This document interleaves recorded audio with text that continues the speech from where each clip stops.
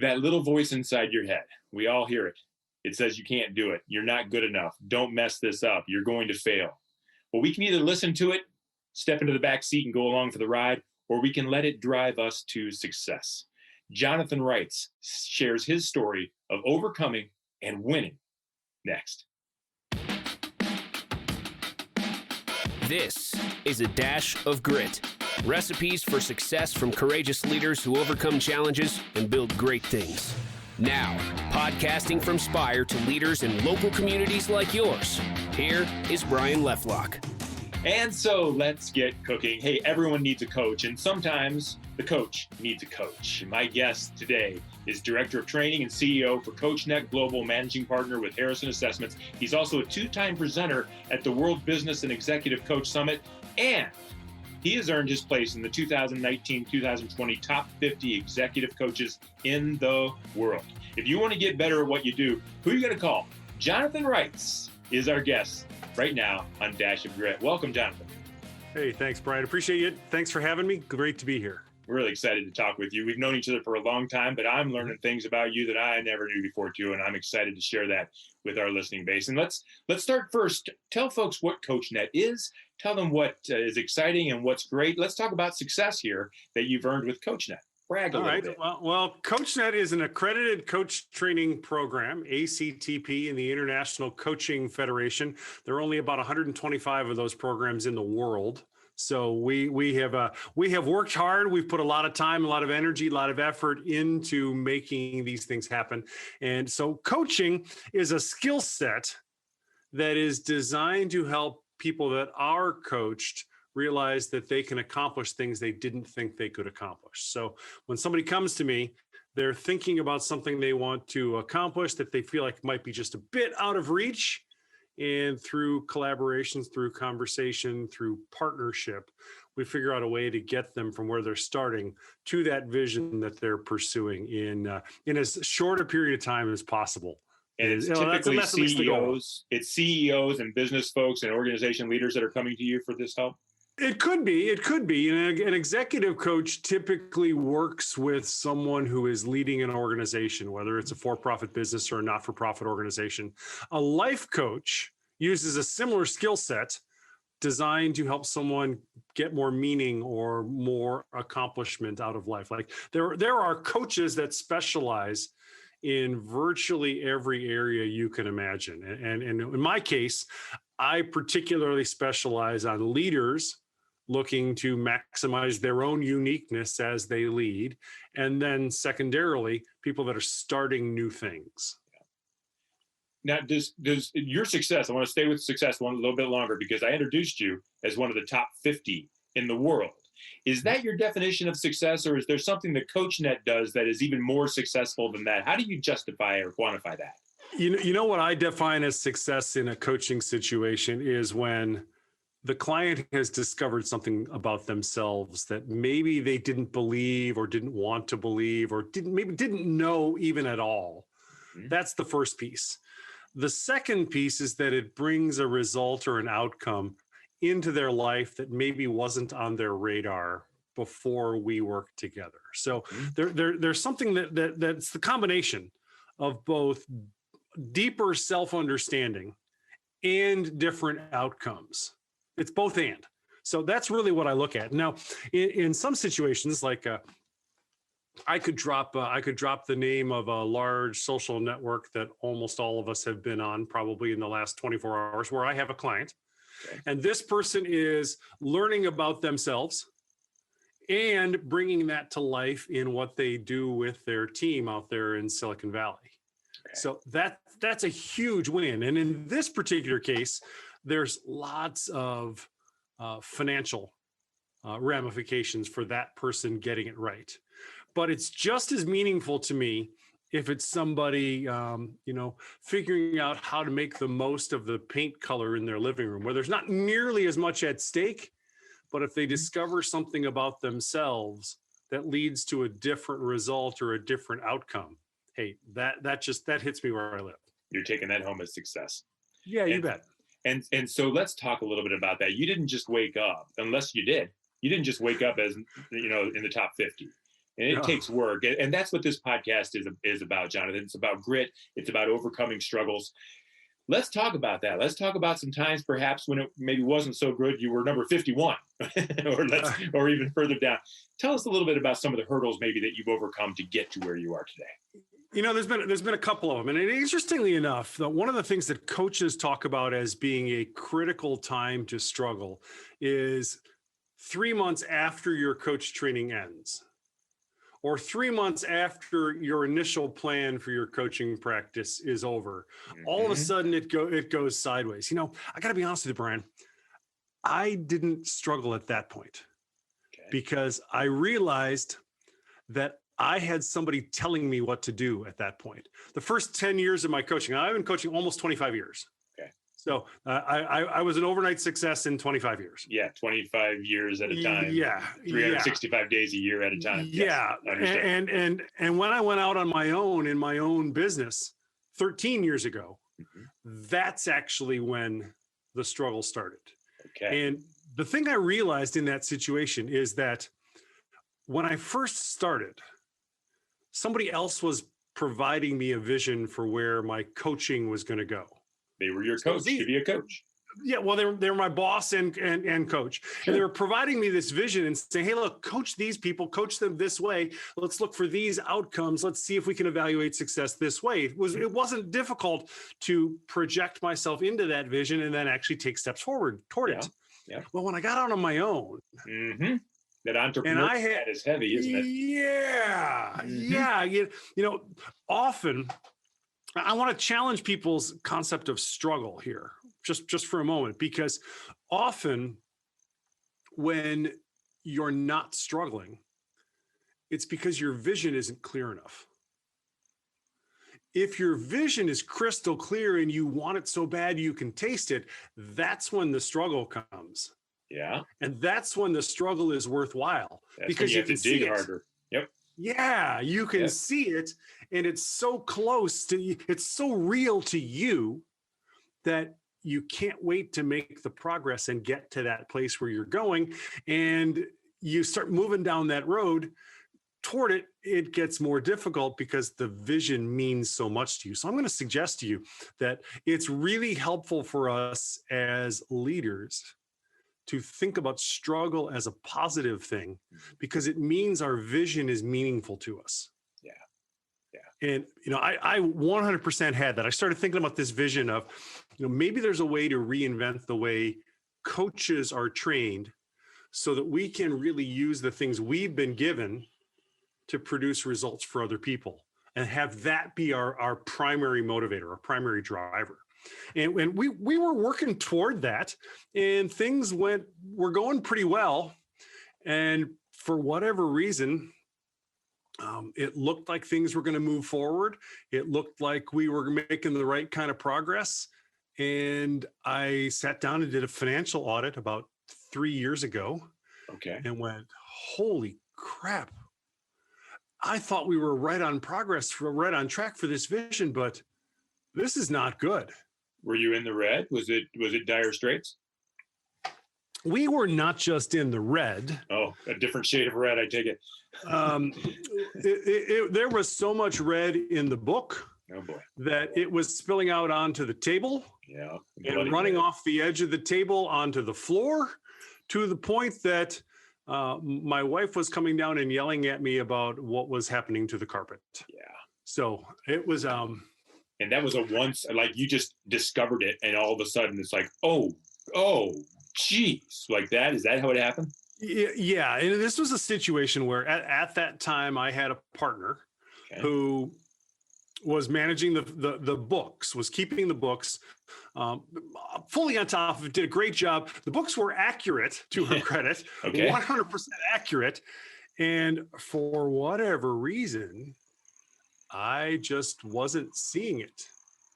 There probably were signs long before this moment happened, but I didn't see them. When you saw them, how did that make you feel? Did it energize you for the next step, or did it make you want to go crawl in a corner somewhere in a fetal position? It made that inner voice in my head step up in volume about 17 steps. Saying you can't do it or you can? Saying, you've always known you were going to screw this up. Nah. You've always known this train was going to come off the tracks. That's hard. That's a pattern for me. For a whole bunch of reasons, that's the kind of comment my inner monologue has made to me for a long, long time. So the first step in turning this thing around was to say to myself, not today. That's not happening today. And that was tough. That was one of those moments where the stop sign was big and bright and looming. And I had to go, you know what? It says stop. It doesn't say quit. So I'm interested in this because I know that there are far more people listening than not who doubt themselves and have that other voice in their shoulder telling them they can't do it. And so I want them to listen now. When you heard that voice saying, I can't do it, and then you said not today, did you believe yourself or did you have to talk yourself into it? Was it a fake not today? Because that little voice in your shoulder is a real voice telling you can't. And somehow you overcame that voice. Tell me how you did that. It was, I probably had to repeat it a few times. Yeah. Okay. A few dozen times. Yeah. Maybe a few hundred times. Yeah. I absolutely had to commit to that mantra, saying, hey, you know what? This is a new direction. And I knew absolutely at that moment that Coachnet had to operate differently, but I wasn't sure how yet. So the first thing I did was I gave myself, I think it was 10 days. I think I got serious about this on a Thursday, and I said, by a week from Monday, I will have a plan. Okay. And I really didn't reveal to the team. I didn't talk to my partner. Now, I was by far the majority partner. So any solution that was going to come, I had to initiate, and I knew that. And I realized about halfway through that 10-day window, it might have been 2 weeks that I gave myself, but I think it was 10 days. I realized about halfway through that we were at a crossroads, that one of two things were going to happen. We were going to go bankrupt. We were going to declare bankruptcy and shut down, and the court would jump in, and that would be big and nasty and ugly. My brother's a small business attorney, so he was giving me some guidance along these lines. He was like, hey, you don't have to hire me to do this, but this is what you should expect. Yeah. And I went, wow, I hate that. I hate the thought of this. But it was a road forward. A real option that you had to consider. Yeah, it was a legit option that I had to be serious about. Yeah. Then the second option, the only other option that really seemed viable, was to make some serious changes to how Coachnet functioned. Probably buy my partner out, certainly lay off most of the staff, convert some of the employees to contract so we could continue serving students, we could continue making some good things happen, but really lower the overhead dramatically. And then take on some things that I hadn't done in a long time, take them back and start doing them again. And then deploy to contractors at reduced costs, the vast majority of the rest of the operation. And that was the option I ended up choosing. So what I ended up having to do was borrow the money to buy out my partner, which I was shocked that I found a bank to do. Yeah. But fortunately, we didn't have a tremendous amount of other debt, unlike a lot of small businesses, and the bank took this on. And we reprioritized with one employee instead of four, and 4 contractors instead of 11. We reprioritized on serving the core business, which was coach training for a specific kind of coach. You set up a plan to do those things within 10 days. And the question I have for you is, why didn't you just quit? I mean, that would have been so much easier. You poured your whole life into this thing. You had a partner. Your wife was upset about the bloodstains on the floor. Why didn't you just quit?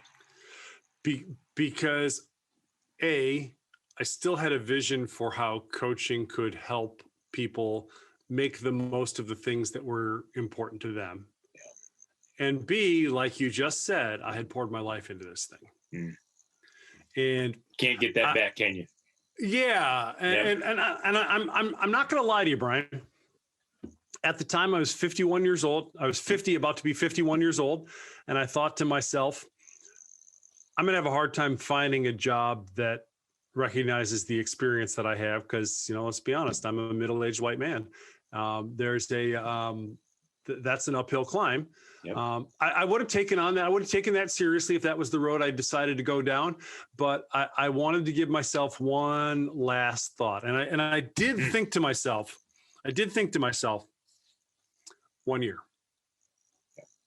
1 year to see if this thing can turn around.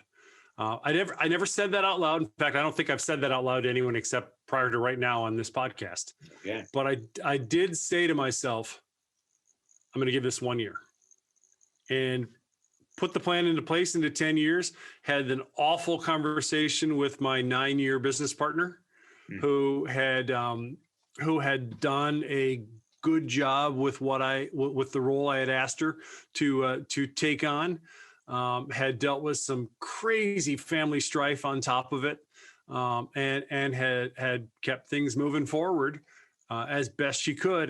But I just had to then say, we can't do this. Yeah. We're either going to shut down and go into bankruptcy, or we're going to move forward. And what I've decided to do as the majority partner is move forward in this way.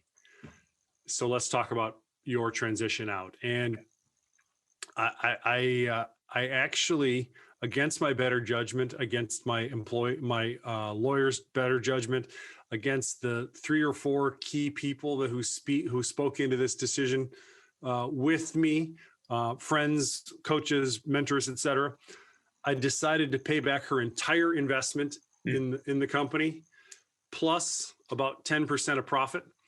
And putting that down on paper the first time, I thought to myself, WTF, what am I thinking? And what were you thinking? Why'd you do that? I'm glad you did. I think more people ought to do it that way. But why did you at the time? You didn't have to do that. Two things. Number one, she had invested in Coachnet at a time when almost nobody else was, and I wanted to repay that. Yeah, good for you. And number two, I felt like the fact that we were in that circumstance was because of my own leadership failing. And looking back on it, she had attempted to warn me about a couple of these things, and I, for whatever reason, didn't hear it or didn't want to hear it. And there was a part of me that wanted to say, you know what, I'm going to own this circumstance myself. Yeah. Now, months later, she and I did have a conversation about, hey, yeah, I could have done this better. This could have gone. And it's very positive. It's very positive. She's actually reached out to me for a couple of things in the very recent past. It's turned out to be a very positive thing, but it was because the decision had to be made and handled the way it was. And I just wanted to acknowledge that, you know what, you did the best you could. Good for you. You had the hard conversations with me when needed to be. I made different decisions, and you still did the best you could. Yeah. And it was hard. It was really hard. Yeah. But got it done.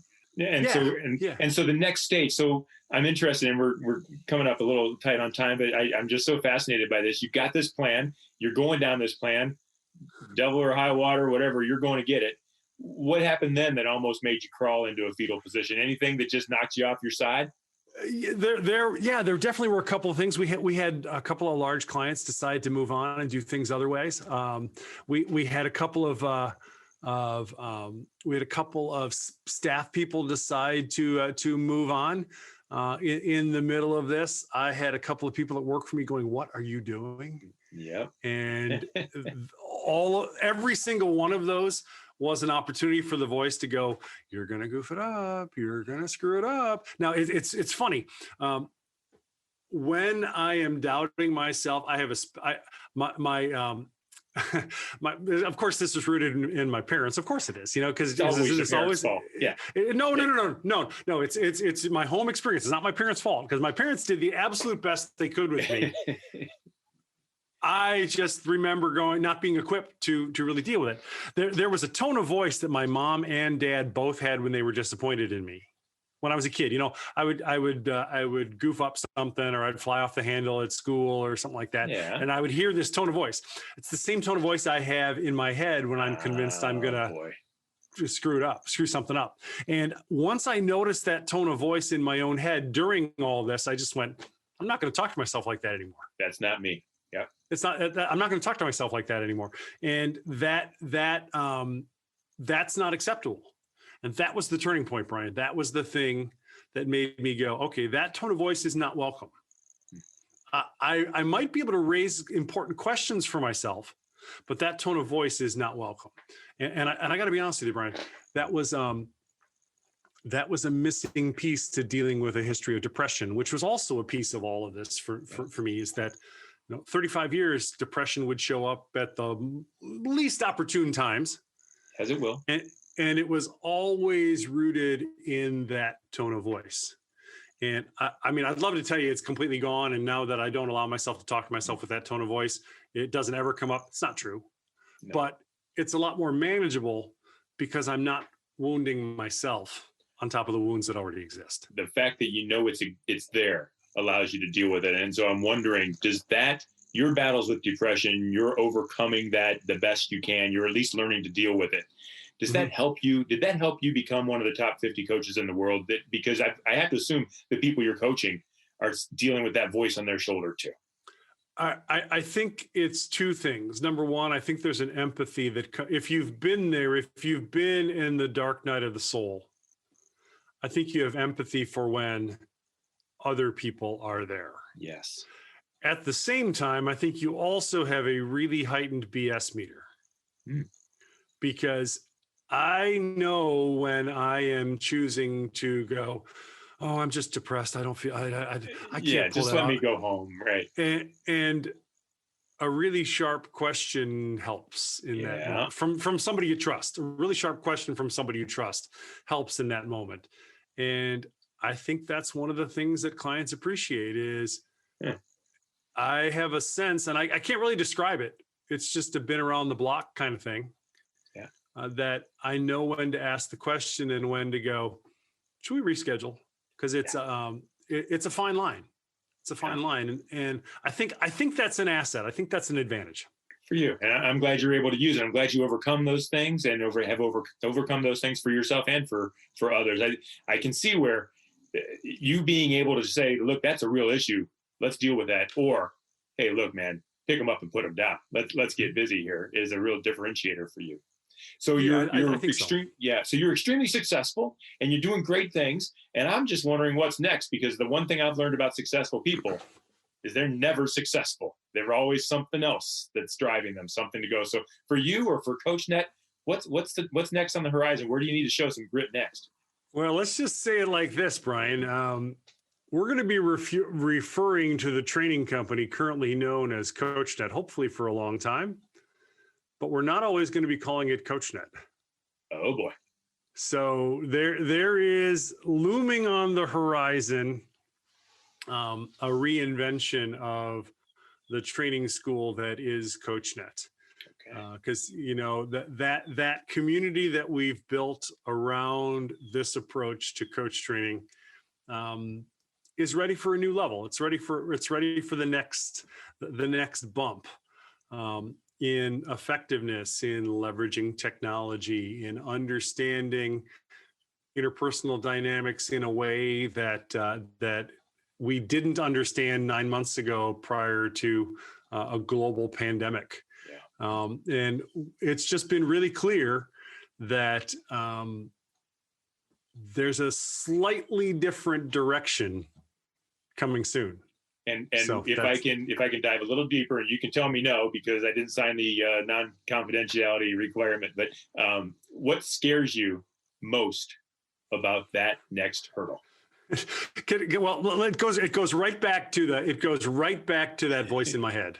Okay. Just to be honest. Leave it alone, Jonathan. Leave it alone. Well, no. Here's I'm gonna tell you. Is somebody who I admire very much and who I trust.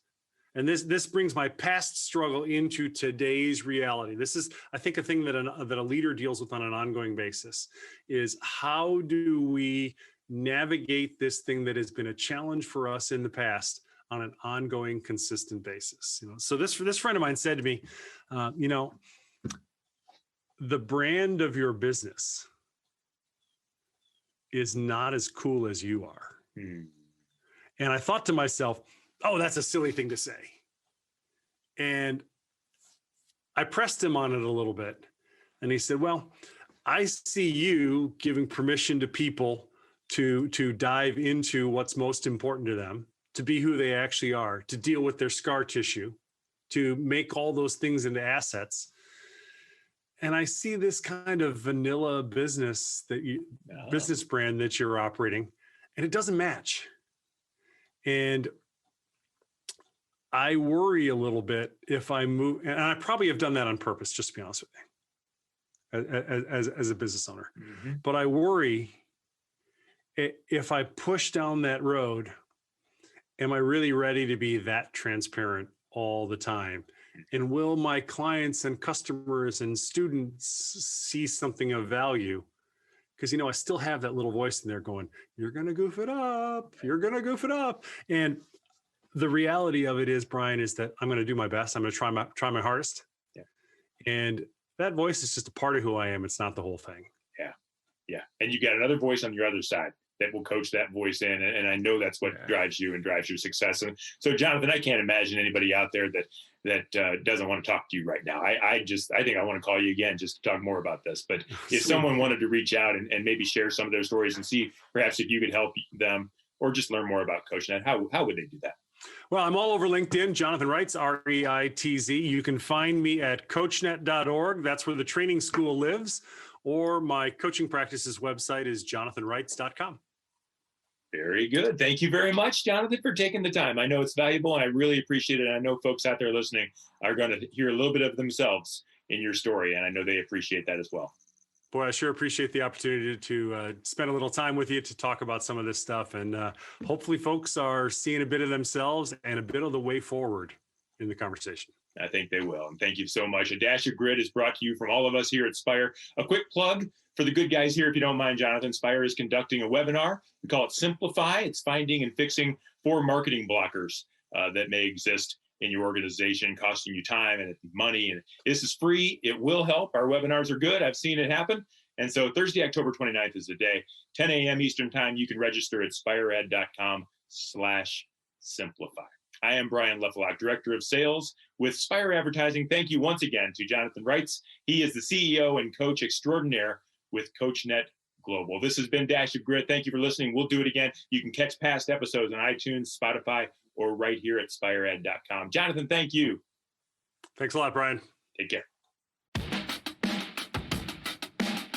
This is A Dash of Grit. Recipes for success from courageous leaders who overcome challenges and build great things.